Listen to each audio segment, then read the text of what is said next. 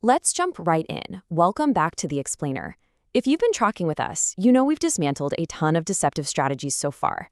But today, in week 11, we're stepping into some truly terrifying territory. We're looking at how facts themselves, real, actual information, can be weaponized against you to completely bypass your critical thinking. We need to make a massive paradigm shift today. We have to move past this elementary idea that manipulation requires someone to tell you a direct, blatant lie. In the beginning, humans feared lies. Now we fear statistics. Not because the numbers are fake, but because numbers can be arranged. They can be distorted, perfectly framed, and weaponized to drag you toward whatever conclusion the manipulator wants you to reach. I really want you to let this quote sink in for a second. Children fear obvious lies. Adults are controlled by sophisticated truths. The modern world doesn't control people through heavy-handed censorship or obvious falsehoods anymore. That's way too easy to spot. Instead, control happens through the strategic framing of objective information. Modern manipulation rarely sounds irrational. It sounds researched, it sounds measured, and it sounds completely objective. And honestly, that should terrify you. Over the past few weeks in this curriculum, we've exposed how arguments break down through faulty logic, emotional pressure, language manipulation, and authority abuse. We've covered false dilemmas, narrative engineering, credential shielding, the whole shebang. But this week is profoundly different. The absolute highest form of manipulation no longer hides behind ignorance. It hides directly behind information. Here is our roadmap for today's explainer. We're covering selective truth, data dump manipulation, false objectivity, giving you a defense framework, and then taking a quick peek at next week. All right, let's dive into Section 1, Selective Truth.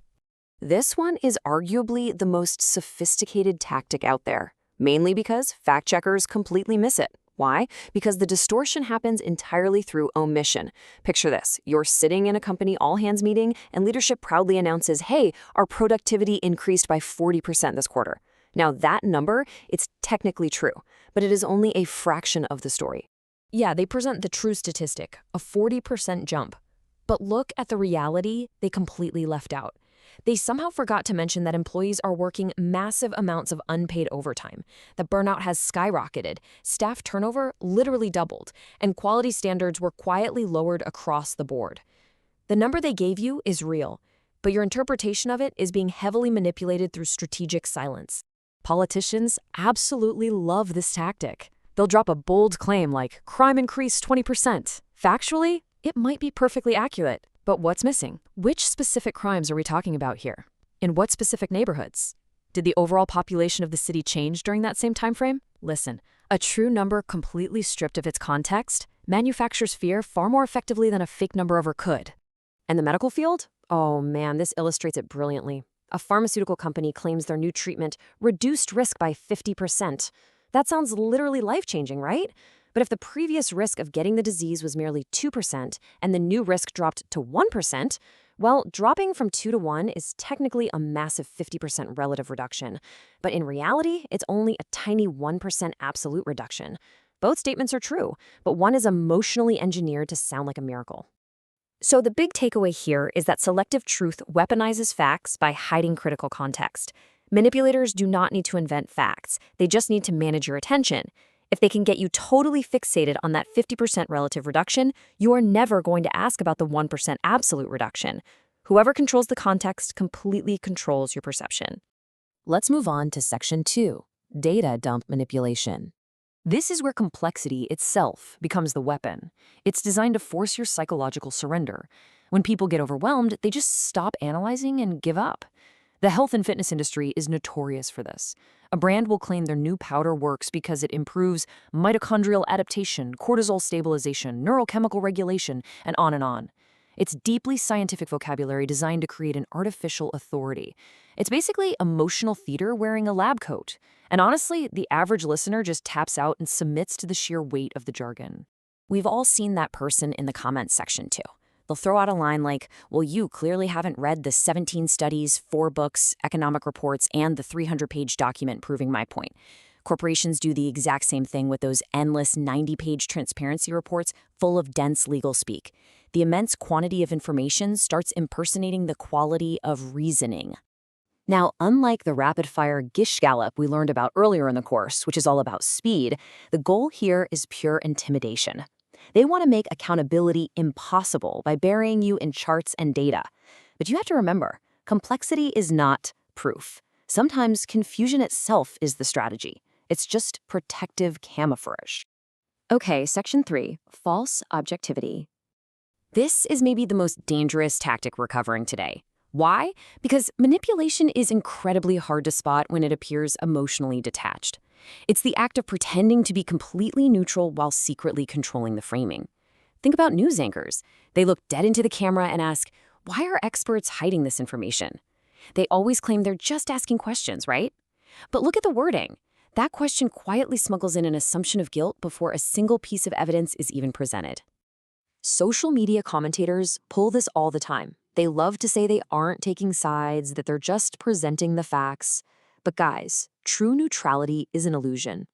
Every single creator selectively chooses which facts to include, which tiny 10-second clips to show, the exact order of presentation, the emotional background music, and which comments to highlight on screen. Every micro-decision steers your interpretation. In these cases, neutrality is nothing more than a performance. Even in the hyper-rigorous academic world, you'll hear researchers claim the data speaks for itself. Spoiler alert, data never speaks for itself. Human beings are the ones deciding what gets measured, what methods are used, and what data gets excluded. Objectivity is absolutely crucial, but this idea of total, pure neutrality is a myth. Let's get to section 4, the defense framework. Because the information age, industrialized manipulation, you need an instant counter strategy for this stuff. You can't just blindly trust that data is inherently honest. When you get hit with a heavily fact-based argument, run it through this 5-step mental armor. Step 1, what information is missing here? Step 2, what hidden assumptions are baked into their questions? Step 3, what comparison point or baseline are they using? Step 4, is this massive wall of complex data replacing actual clarity? And step 5, does the framing force me into only one possible conclusion? If you remember only one thing from this explainer, let it be this. Facts do not automatically produce truth. They just don't. Human beings are the ones who ultimately attach emotional meaning to those numbers. We decide what to emphasize and what to ignore. Critical thinking isn't about rejecting facts. It's about learning exactly how those facts can be arranged to hack your perception. Finally, let's take a quick look at next week, persuasion systems. We're going to zoom out and tie this entire curriculum together. We'll show you how almost every single manipulative strategy we've covered, from false dilemmas to these statistical illusions, falls under 3 foundational persuasion systems: ethos, which targets authority, logos, which targets logic, and pathos, which leverages emotion. We're going to break down exactly how they layer these together to completely bypass your defenses. But for now, I'm going to leave you with this to chew on as you navigate our extremely data-driven world. If a statistic is completely accurate, but it's deliberately used to make you believe a lie, were you actually told the truth? Really think about that the next time you see a viral chart or a shocking headline.